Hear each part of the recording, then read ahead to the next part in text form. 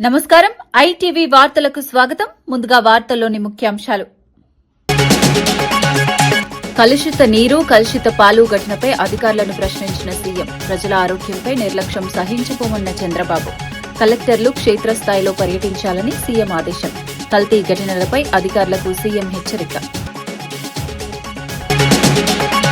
పేదల కోసం పోరాడుతున్న కవిత గొంతు నొక్కుతున్నారని ఆరోపణ. వెలుగుమట్ల బాధితుల కోసం కవిత పోరాటం అన్న జాగృతి నేతలు. మహిళా గొంతు నొక్కుతున్నారన్న ప్రభుత్వంపై విమర్శ. 700 కుటుంబాల సమస్యలపై కవిత పోరాటమన్న జాగృతి. మూసీ పునరుజ్జీవనంపై సీఎం రేవంత్ కీలక సమీక్ష. మూసీ ప్రాజెక్టుపై ప్రత్యేక కార్యక్రమానికి ప్రభుత్వం సిద్ధం. మూసీ అభివృద్ధిపై అన్ని పార్టీల నేతలకు ఆహ్వానం. మూసీ పునరుద్ధరణపై పవర్ పాయింట్ ప్రెజెంటేషన్ సిద్ధం. అట్టడుగు వర్గాల అభ్యున్నతే కాంగ్రెస్ సిద్ధాంతమన్న మహేష్. కులగణన సర్వేతో అన్ని వర్గాల వివరాలు నమోదు అన్న గౌడ్. ఆదివాసీ హక్కుల పరిరక్షణకు కాంగ్రెస్ కట్టుబాటు. అన్ని వర్గాలకు అవకాశాలు కల్పించడమే లక్ష్యమన్న గౌడ్. జగన్పై తీవ్ర విమర్శలు చేసిన వాసిరెడ్డి పద్మ. జగన్ అసత్యాలు చెబుతున్నారన్న వాసిరెడ్డి పద్మ ఆరోపణ. మహిళల రక్షణపై జగన్కు హక్కు లేదన్న పద్మ.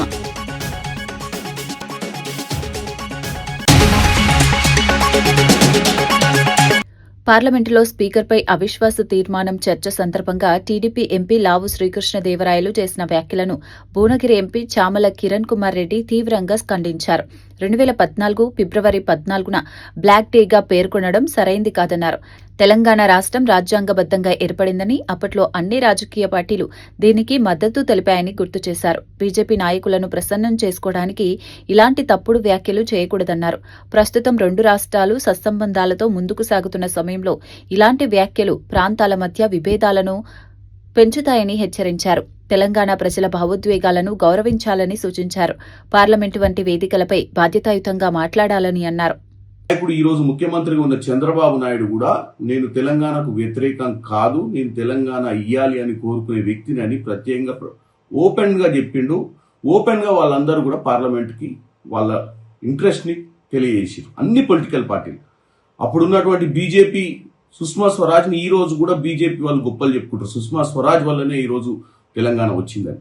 మరి leader of opposition Telugu Desam party BJP నాయకులను ప్రసన్నం చేసుకోనికే నిన్న పార్లమెంట్ ఫ్లోర్ మీద మాట్లాడుతూ, లోక్సభలో ఫ్లోర్ మీద మాట్లాడుతూ ఆ రోజు జరిగిన ప్రక్రియనే తప్పు పట్టడాన్ని నేను ఖండిస్తున్నాను. ఎందుకంటే ఈ రోజు కేవలం మీరు అంటగాగుతున్నటువంటి బీజేపీ అంటే 18th లోక్సభలో చంద్రబాబు నాయుడు, నితీష్ కుమార్ గారు ఇద్దరు కలిసి ప్రజలు వారికి ఓటేసినా వారు బీజేపీకి మద్దతు ఇచ్చి ఈ 18th లోక్సభను కాపాడితే కాపాడిరు. సరే, ప్రజాస్వామ్యంలో వాళ్ళకు ఓటేసిరు, వాళ్ళ ఇష్టానుసారంగా వాళ్ళ తర్వాత ఎన్డీఏకు జతగట్టిరు.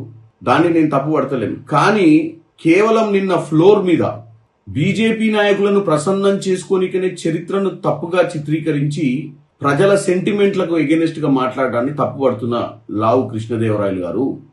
ఎందుకంటే ఈరోజు 2 రాష్ట్రాలు విడిపోయి సత్సంబంధాలతో మంచిగా నడుస్తున్న వ్యవస్థ. మీరు ఇలాంటి వాక్యాలు ఎవరినో ప్రసన్నం చేసుకోనికే మాట్లాడి దాన్ని బ్లాక్ డేగా వర్ణించి మళ్ళా దాని మీద ప్రత్యేక చర్చ పెట్టాలని నువ్వు parliamentary affairs minister Kiran Rijiju గారిని రిక్వెస్ట్ చేయడము, ఇదంతా చూస్తుంటే మరి నీకు అవగాహన ఉందా? మరి 2014లో అది జరిగినప్పుడు నువ్వు ఏ వ్యాపారంలో ఉన్నావు, ఏ దేశంలో ఉన్నావో నాకు తెలియదు.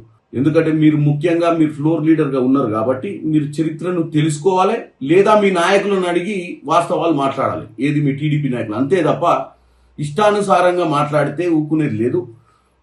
ఇరాన్, అమెరికా, ఇజ్రాయెల్ మధ్య జరుగుతున్న యుద్దం ప్రభావంతో దేశవ్యాప్తంగా గ్యాస్ కొరత ఏర్పడిందని మాజీ ఎంపీ వి హనుమంతరావు అన్నారు.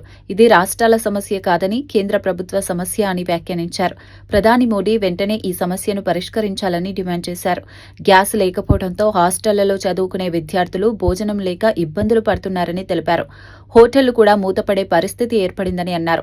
ప్రజల జీవన విధానంపై ఈ సమస్య తీవ్ర ప్రభావం చూపుతోందన్నారు.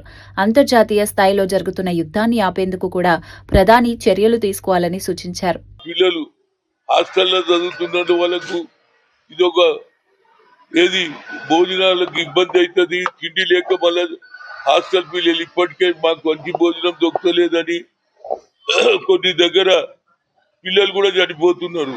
ఈ గ్యాస్ కొరత వల్ల స్టూడెంట్స్ అది గిరిజనులు కావచ్చు, ఎస్సీలు కావచ్చు, బీసీలు కావచ్చు, హాస్టళ్లలో భోజనాలు లేకుండా పోతే భోజనం లేక చనిపోవడం కూడా జరుగుతుంది. అదేవిధంగా హోటల్స్ కూడా అన్ని దగ్గర కూడా మూసేస్తున్నారు, హోటల్స్ బంద్ చేస్తున్నారు. ఏంది ఇది? దీని మీద నరేంద్ర మోడీ నోరు విప్పాలే, ఈ యుద్ధాన్ని ఆపడానికి ప్రయత్నం చేయాలి. లేకపోతే ఇంకా చాలా మందికి అన్యాయం జరుగుతుంది. ఒక సీనియర్ నాయకుడిగా, ఓబీసీ ఎంపీసీ మాజీ కన్వీనర్ గా నరేంద్ర మోడీని కోరుతున్న అదే కూడా విదేశాంగ మంత్రి కేవలం రిప్లై కాదండి, మాకు న్యాయం జరగాలి. దానికి కూడా ఇవాళ మీరు ఏం మాట్లాడతలేరు? తెలంగాణ రాష్ట్రంపై లోక్సభలో టీడీపీ ఎంపీ చేసిన వ్యాఖ్యలను ఎంపీ వడ్డిరాజు తీవ్రంగా ఖండించారు. 14 సంవత్సరాల పాటు శాంతియుతంగా పోరాడి సాధించుకున్న ప్రత్యేక తెలంగాణపై ఇలాంటి వ్యాఖ్యలు చేయడం సరైంది కాదన్నారు. టీడీపీ ఎంపీ తన వ్యాఖ్యలను వెంటనే బేషరతుగా వెనక్కి తీసుకోవాలని డిమాండ్ చేశారు. సభలో ఉన్న కాంగ్రెస్ మరియు బీజేపీ ఎంపీలు ఇప్పటి వరకు ఈ వ్యాఖ్యలను ఖండించకపోవడం ఆశ్చర్యంగా ఉందన్నారు. దీని వెనక ఏదో కుట్ర ఉందని అనుమానం వ్యక్తం చేశారు. తెలంగాణ ప్రజల భావోద్వేగాలను గౌరవించాలని సూచించారు. బ్లాక్ డే అని ఫిబ్రవరి 14, 2014 ఒక బ్లాక్ డేగా, ఒక డార్క్ డేగా చిత్రీకరించడం తెలంగాణ రాష్ట్రంలో ఉన్న సభ్య సమాజానికి ఒక బాధాకరమైన అంశంగా, ఇది ఒక అవమానకరంగా భావిస్తున్నాం. దానికి మా బీఆర్ఎస్ పార్టీ తీవ్రంగా మేమందరం కూడా ఖండిస్తున్నాం. దీన్ని బేషరతుగా ఆ పదాన్ని వెనక్కి తీసుకోవాలి.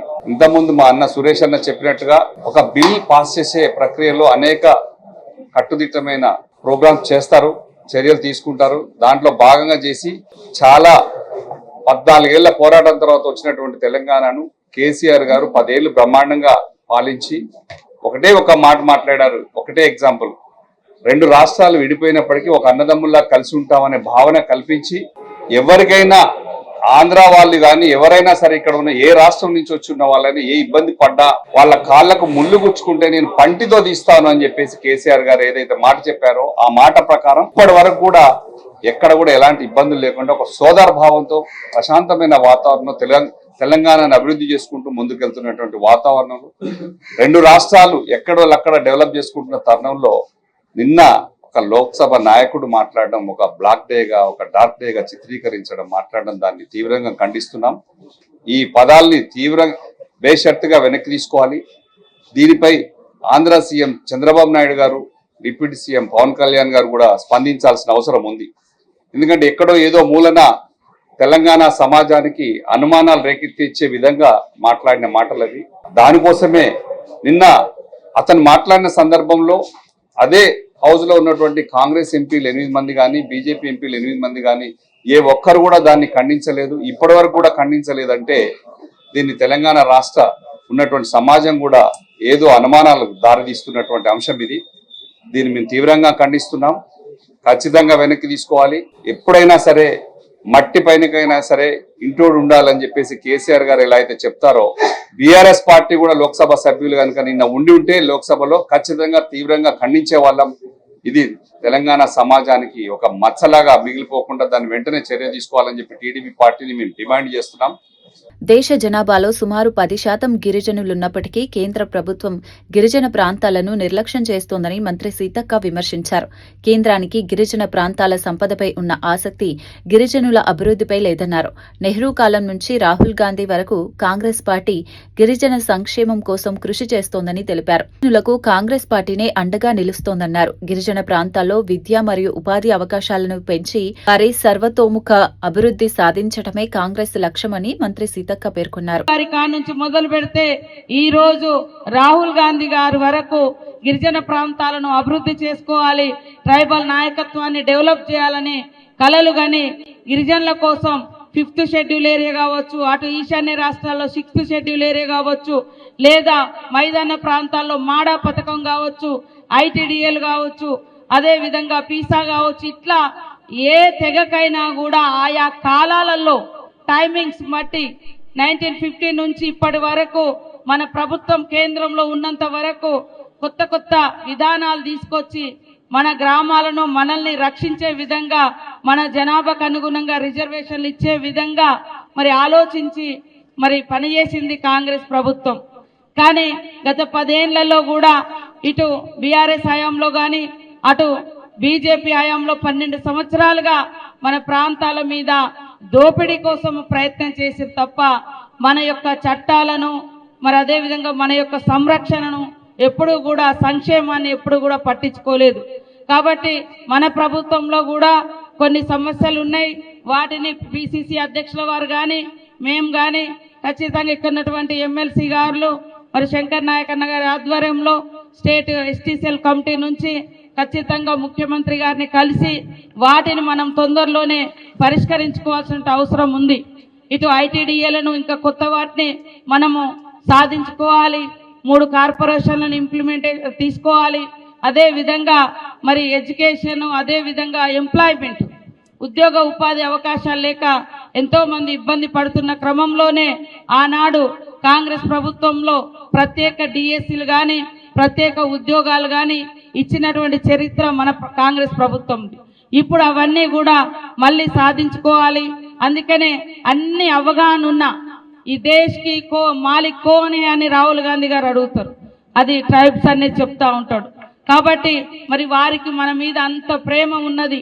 అలాంటి నాయకుడు మనకు దేశానికి ప్రధానమంత్రి అయితే అట్టడుగు వర్గాలుగా ఉండేటువంటి మనం, సమాజానికి దూరంగా ఉండేటువంటి మనం, ఊరికి దూరంగా ఉండేటువంటి దళిత్, ఇట్లా అన్ని వర్గాల యొక్క సర్వతోముఖాభివృద్ధి అనేది రాహుల్ గాంధీ గారి మనసులో ఉంది.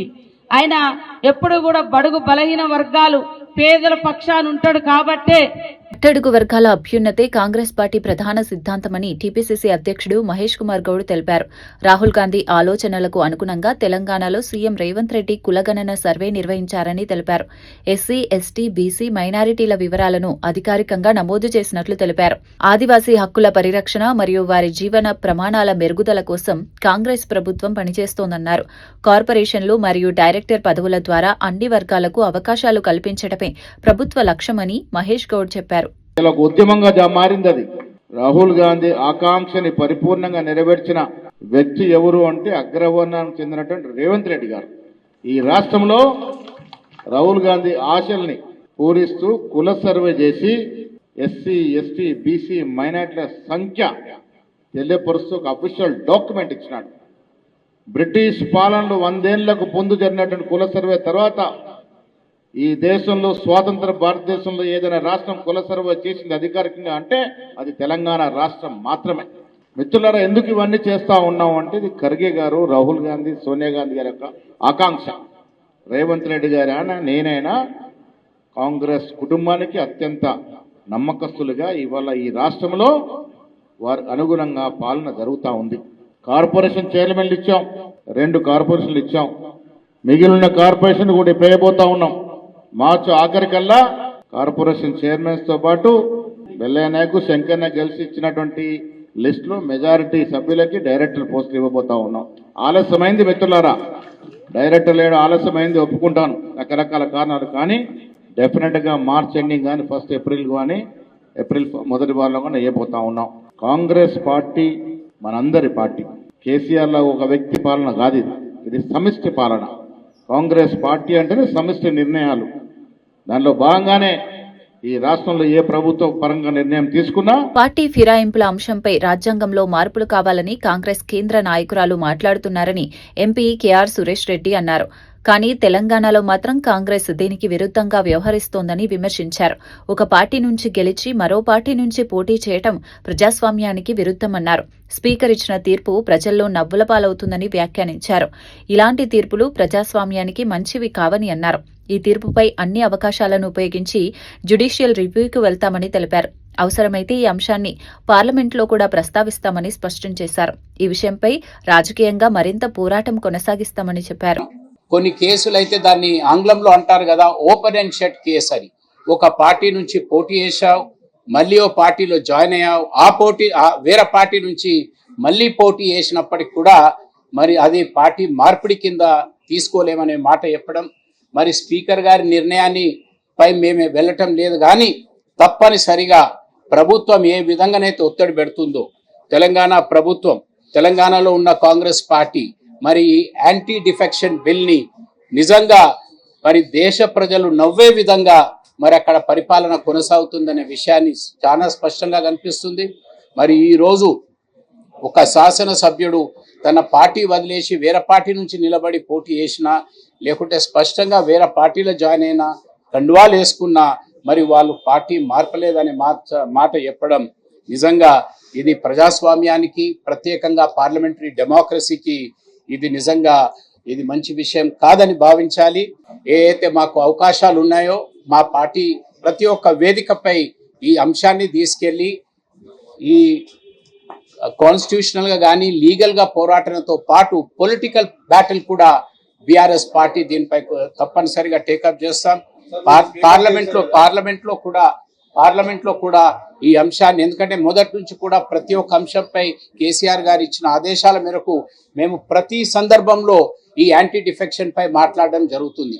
యాంటీ డిఫెక్షన్ ని వాటర్ టైట్ చేయండి అంటే ఎక్కడ కూడా లొత్కులు లేకుండా మరి స్పష్టత తీసుకురావడానికి చట్టాల్లో మార్పులు తీసుకురావాలని గత 4-5 సంవత్సరాల నుంచి బీఆర్ఎస్ పార్టీ దీనిపై పార్లమెంట్ లో కొనసాగుతూనే ఉంది మా పోరాటన. రేపు తప్పనిసరిగా చట్టాల్లో మార్పులు తీసుకొచ్చే విధంగా మా పార్టీ ముందు ఉంటుందనే విషయాన్ని మనం చూస్తున్నాం. పేదల తరపున పోరాటం చేస్తున్న కల్వకుంట్ల కవితను అణగదొక్కే ప్రయత్నం జరుగుతోందని జాగృతి నాయకులు ఆరోపించారు. CM Revanth Reddy stand with her అంటూ మాట్లాడుతున్నప్పటికీ వాస్తవానికి మహిళ గొంతును నొక్కుతున్నారని విమర్శించారు. పేదల ఇళ్ల సమస్యలపై కవిత చేస్తున్న పోరాటాన్ని ప్రభుత్వం అడ్డుకుంటోందని అన్నారు. సుమారు 700 కుటుంబాల సమస్యలపై కవిత నిలబడుతున్నారని చెప్పారు. ఈ కుటుంబాలకు న్యాయం జరిగే వరకు పోరాటం కొనసాగుతుందని జాగృతి నాయకులు పేర్కొన్నారు.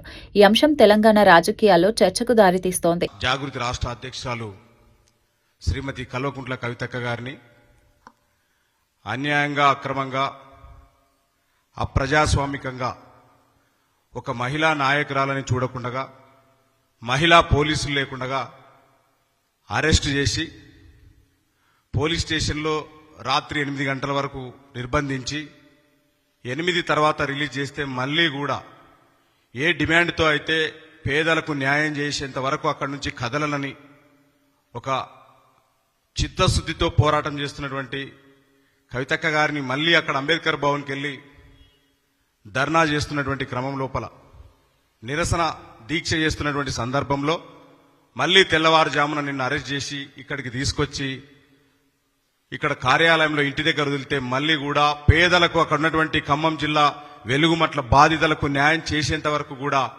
ఖచ్చితంగా ఈ నిరాహార దీక్ష మాననని చెప్పేసి గట్టిగా పోరాటం చేస్తున్నటువంటి శ్రీమతి కల్వకుంట్ల కవితక్క గారికి ఈ సందర్భంగా ఉద్యమాభివందనాలు తెలియజేసుకుంటా ఉన్నాం.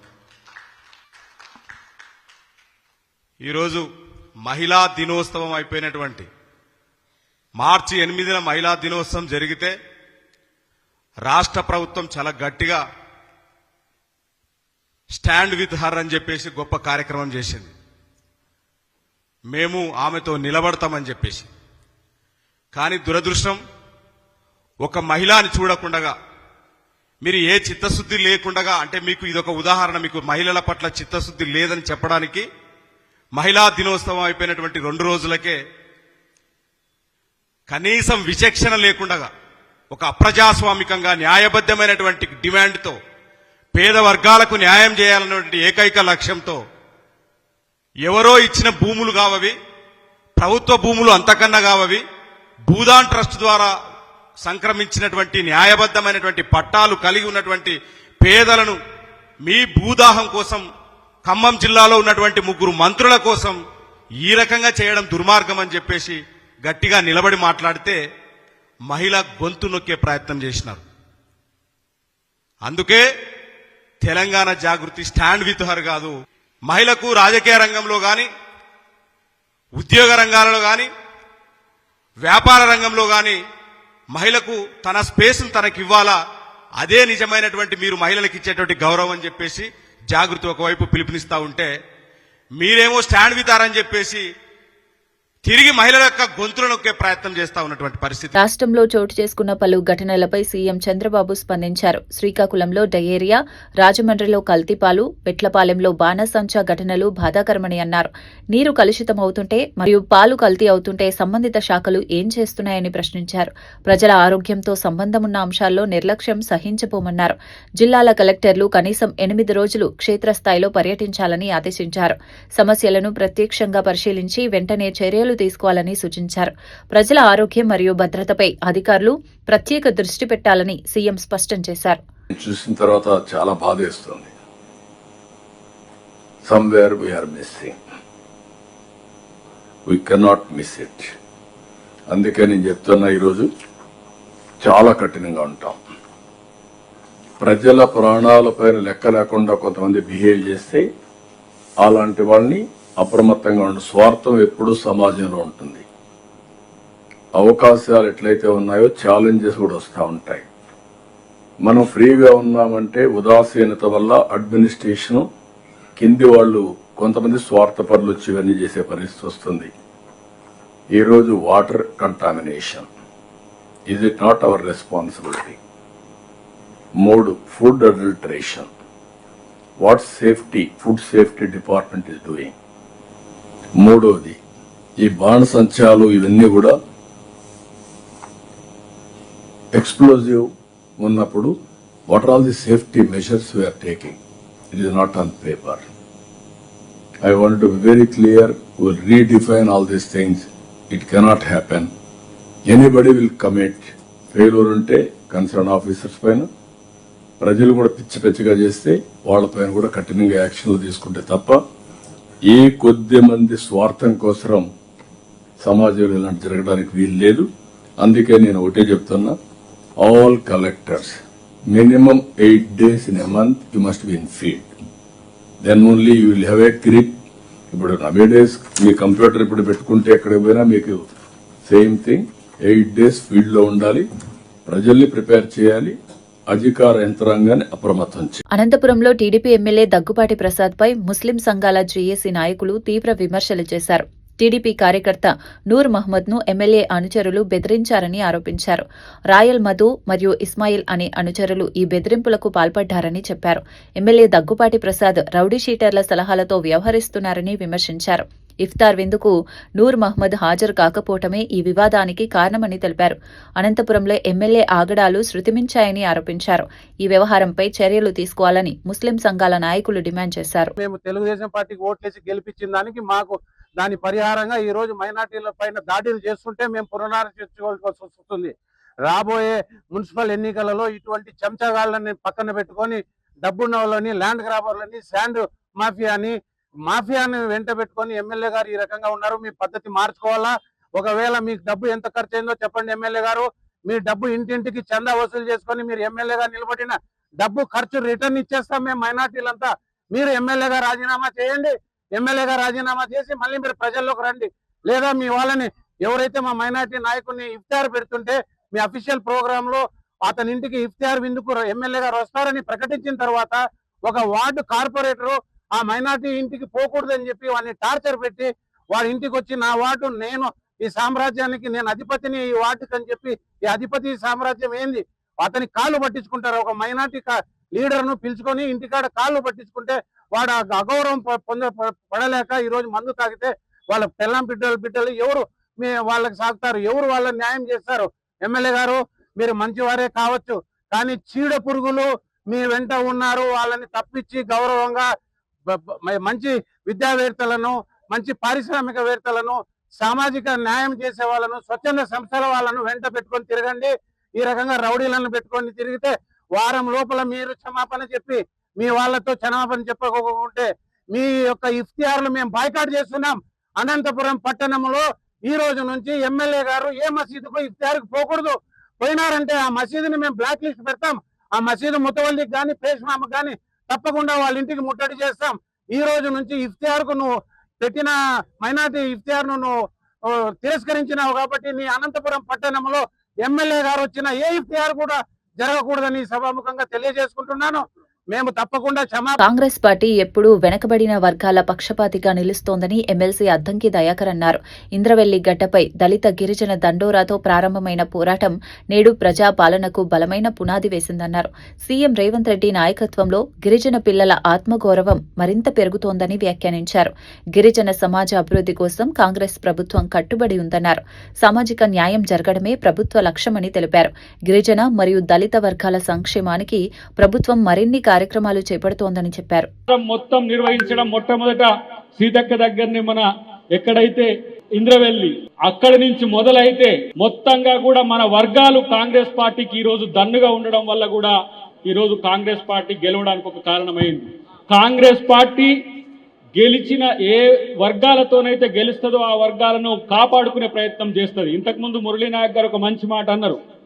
ఏమని, ఇక్కడ రేవంత్ రెడ్డి గారిని మనం అందరము ఈ రోజు పోరాడి కేసీఆర్ మీద పోరాడి రేవంత్ రెడ్డి గారిని ముఖ్యమంత్రిని చేసుకుని. మాజీ మహిళా కార్పొరేషన్ చైర్మన్ వాసిరెడ్డి పద్మ జగన్ పై తీవ్ర విమర్శలు చేశారు. మీడియా సమావేశంలో మాట్లాడుతూ జగన్ అసత్యాలు చెప్పేందుకే సమావేశాలు నిర్వహిస్తున్నారని అన్నారు. వైసీపీ హయాంలోనే కాగ్ నివేదిక వెలువడిందని, దానిని కూడా ప్రజలకు చదివి వినిపించాలని సవాల్ చేశారు. అప్పులపై లేఖలు రాయడం కంటే రైతు సమస్యల పరిష్కారం కోసం కేంద్రానికి లేఖలు రాయాలని సూచించారు. మహిళలపై వైసీపీ నేతల వేధింపులు చేసినప్పుడు చర్యలు తీసుకుని జగన్ కు ఇప్పుడు మహిళల రక్షణ గురించి మాట్లాడే అర్హత లేదన్నారు.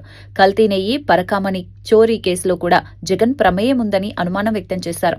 జగన్ పాలన స్వర్ణయుగం కాదని, రాక్షస యుగమని తీవ్రంగా విమర్శించారు. తీరుబడిగా 20 రోజుల తర్వాత విలేకరుల సమావేశం అంటూ పెట్టి ఆయన మాట్లాడినటువంటి మాటలు అసందర్భం, అసత్యాలు.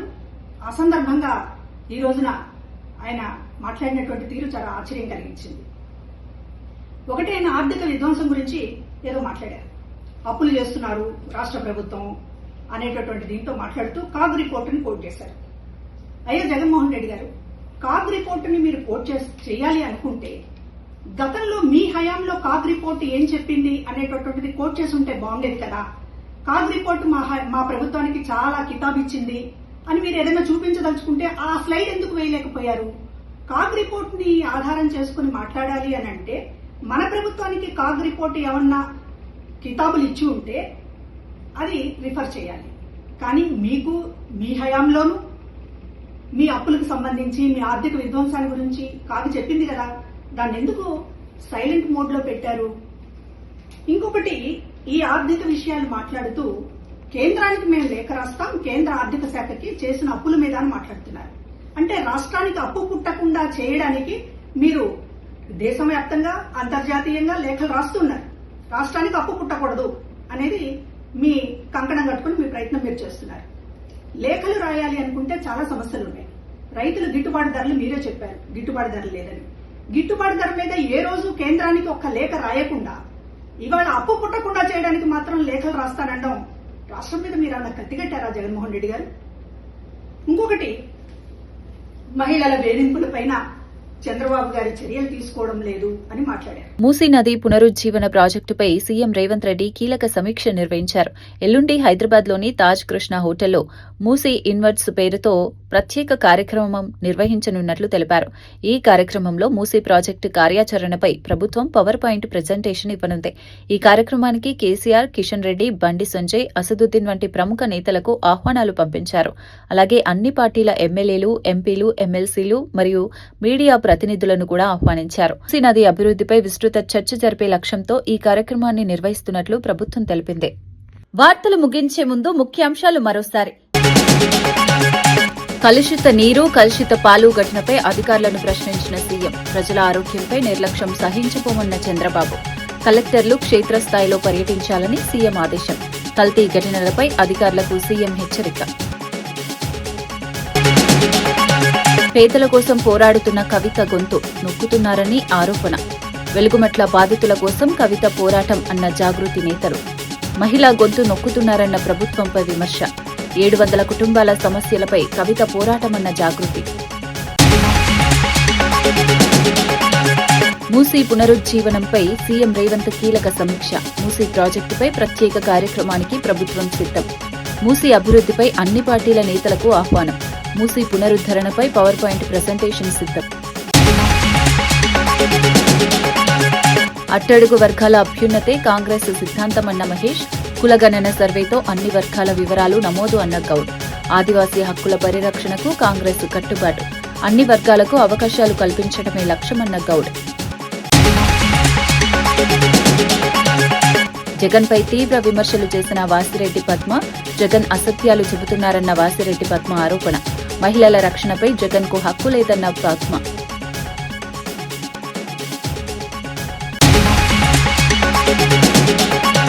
ఈనాటి వార్తా విశేషాలు మరో బులెటిన్లో మళ్ళీ కలుద్దాం. నమస్కారం.